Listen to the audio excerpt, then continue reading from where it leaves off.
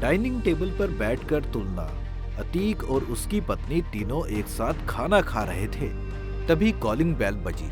आशा अंदर आई और अतीक के साथ डाइनिंग टेबल पर लड़की को देखकर पूछा, ये कौन है अतीक जो मेरी टेबल पर बैठी है? ये मेरी कुर्सी है, मैं आपके बगल में बैठती हूँ। ये क्या बात है?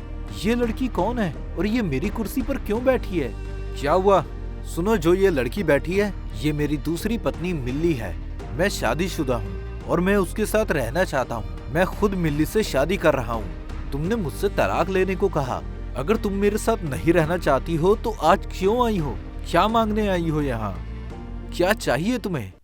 अतीक की बातें सुनकर आशा के सर पर आसमान टूट पड़ा। छोटी सी बात पर अतीक से झगड़ा हो जाती है। झगड़े के दौरान अतीक आशा को आशा के पिता के घर छोड़ आता है। आशा का अतीक से कोई संपर्क नहीं हो सका। अतीक भी आशा से कोई कांटेक्ट नहीं करता था। एक समय आशा ने धैर्य खो दिया और खुद अतीक के पास आ गई और आकर ऐसी घटनाएं देखकर उसकी तो बोलती बंद हो जाती है। तुलना भाभी, ये क्या हुआ है? मैं अपना परिवार छोड़ गई थी आपके भरोसे कि अगर मैं वहाँ नहीं हूँ तो आप संभाल लेंगी, पर वापस आकर मैं ये क्या देख रही हूँ? अतीक ने दूसरी शादी कर ली। तुलना सिर झुकाकर बैठी रही। क्या जवाब देगी समझ नहीं आया। जब से आशा के घर में शादी हुई है तब से तुलना को बहन की तरह रखा है, जैसे अपनी सगी बहन हो। दोनों लोगों के बीच कोई झगड़ा नहीं होता था। अब वो उम्मीद टूट गई है और आशा चुपचाप खड़े रहकर देखने के अलावा और कुछ भी नहीं कर पाई। मुझे माफ कर दो बहन, मुझे इस सब के बारे में कुछ भी नहीं पता था। अतीक ने एक दिन दरवाजे पर खड़े होकर उसका परिचय दिया और कहा कि उसका नाम मिल्ली है। अतीक ने उससे शादी कर ली और तब से ये लड़की अतीक के साथ ही रह रही है। अब बताओ क्या करती मैं? मुझे लगता है एक बार फोन पर तो सब बता ही सकती थी, तुमने वो नहीं किया। मुझे लगा ये सब फोन पर बताना सही नहीं होगा। क्या ये बातें फोन पर की जा सकती हैं? हो सकता है कि आपको फोन पर समझ ना आए। ये गड़बड़ हो जाती। इतना सेंसिटिव इशू में तुम्हें खुद समझाना चाहता था। मैंने खुद शाम को तुम्हारे पिता के घर जाने का सोचा था, लेकिन अब मैंने देखा कि तुम सुबह खुद ही आ गई। मेरा परिवार अब खत्म हो गया है। अब करने के लिए कुछ भी बाकी नहीं है। देखो, अगर तुमने मुझसे इस प्रकार झगड़ा ना किया होता, मुझे थप्पड़ ना मारा होता तो मुझे इतना गुस्सा नहीं आता। ना ही मैं दूसरी शादी के बारे में सोचता। सिर्फ उस दिन ही नहीं बल्कि उससे पहले भी कई बार तुम्हारा मुझसे झगड़ा हो चुका था। झगड़ों की वजह से मैंने फैसला किया कि अब मैं तुम्हारे साथ नहीं रहूंगा। मैं तलाक दे दूंगी, लेकिन आपने मुझे तलाक नहीं दिया।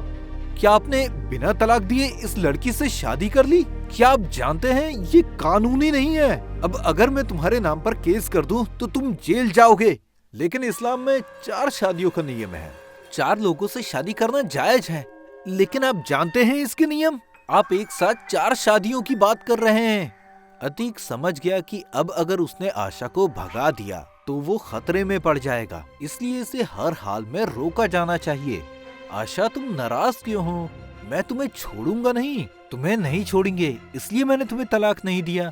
अतीक की बातें सुनकर मिल्ली ने ऊंची आवाज में कहा, क्या तुम उसे तलाक नहीं दोगे? क्या इसका मतलब यह है कि अतीक तलाक नहीं देगा? तुम्हारा मतलब है कि तुम तलाक नहीं दोगी?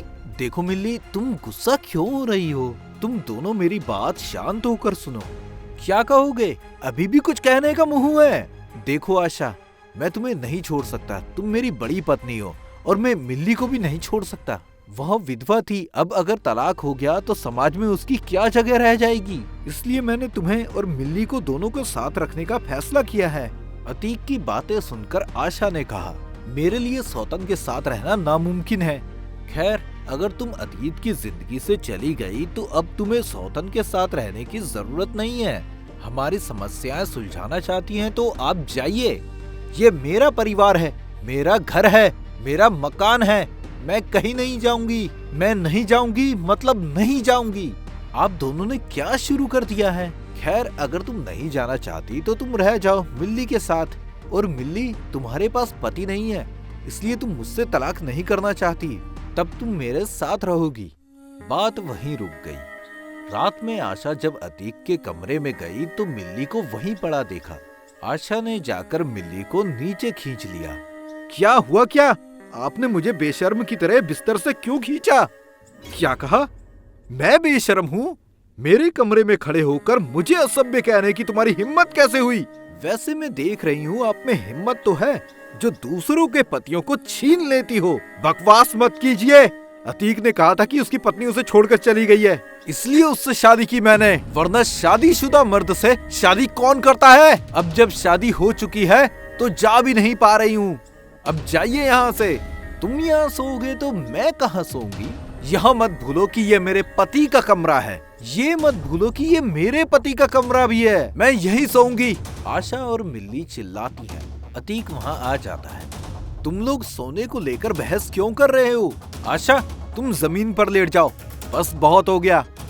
क्या मैं जमीन पर लेट जाऊं? कभी नहीं। ठीक है, तो फिर तुम दोनों ये बिस्तर साझा कर लेना। मैं दूसरे कमरे में जा रहा हूँ। अगर दोनों एक ही कमरे में रहते हैं तो ठीक है। अतीक दूसरे कमरे में चला गया। आशा अपना मुंह घुमाकर एक तरफ लेट गई। मिल्ली भी मुंह घुमाकर बिस्तर की दूसरी तरफ लेट गई। सुबह मिल्ली नाश्ता करने के लिए डाइनिंग रूम में गई। वहाँ आशा और तुलना को साथ में काम करते देखा। तुलना ने मिल्ली से बैठने को कहा। कुर्सी पर बैठते ही आशा मिल्ली को खाना देती है। खाने की प्लेट सामने रखती है और मिल्ली कई बार आशा की तरफ देखती है। आशा चुपचाप खाना देती है। ये बात कुछ हजम नहीं हुई। मिल्ली मुंह से खाना लेते ही कुर्सी से उठी, आंखें बड़ी करके। क्या हुआ मिल्ली? तुम ऐसा क्यों कर रही हो? क्या हुआ मिल्ली तुम्हें? मिल्ली को कुछ समझ नहीं आया और वो गिर गई। तभी अतीक वहां आ गया। मुझे आश्चर्य है कि क्या हुआ, ऐसा क्यों हुआ? मुझे समझ नहीं आ रहा। खाना खाते ही अचानक ऐसा हुआ। उसने मिल्ली को बुलाया, लेकिन मिल्ली ने कोई जवाब नहीं दिया। फिर मिल्ली की सांसें जांची और देखा कि मिल्ली मर चुकी है। मिल्ली तो मर चुकी है, उसे कौन मारेगा? एक स्वस्थ मजबूत लड़की की अचानक मौत कैसे हो गई? चुप मत रहो। तुमने आशा मिल्ली के साथ क्या किया है? इस बार आशा डर से रोने लगी। आशा ने कहा, मुझे समझ नहीं आया कि ऐसा कैसे हो गया। मुझे क्या करना चाहिए? मैं उसे स्वीकार नहीं कर पाई। सिर्फ मैं ही क्यों, दुनिया की कोई भी लड़की अपने पति का हिस्सा किसी और को नहीं दे सकती। इसीलिए इसे सहन करने में असमर्थ होने पर मैंने सुबह इसकी नाश्ते की प्लेट में जहर मिला दिया और वो मर गई। आशा, तुम ऐसा कैसे कर सकती हो? क्या तुमने उसे जहर दिया? माना तुम उससे नाराज हो, लेकिन उसके लिए लड़की को जहर देना? मैंने तुम्हें अपनी पत्नी माना था, लेकिन तुमने जो किया वो गलत है। ऐसी गलती की कोई माफी नहीं है। उससे शादी करने के लिए कोई इजाजत नहीं ली, लेकिन मिल्ली ने कुछ गलत नहीं किया था। उसने थोड़ा बेहतर जीवन जीने के लिए शादी की थी और तुमने उसे मार डाला। इस अन्याय के लिए कोई बहाना नहीं है। मैं पुलिस को फोन करता हूँ। तुम्हें इसकी सजा मिलनी ही चाहिए। मैं उसे मारना नहीं चाहती थी, लेकिन मैं उसे सहन नहीं कर सकी। आशा रो रही थी।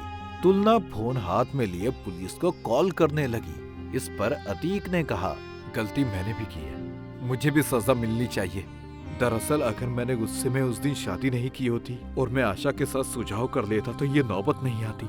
इसलिए आज आशा ने मिल्ली को मारने का निश्चय नहीं किया होता।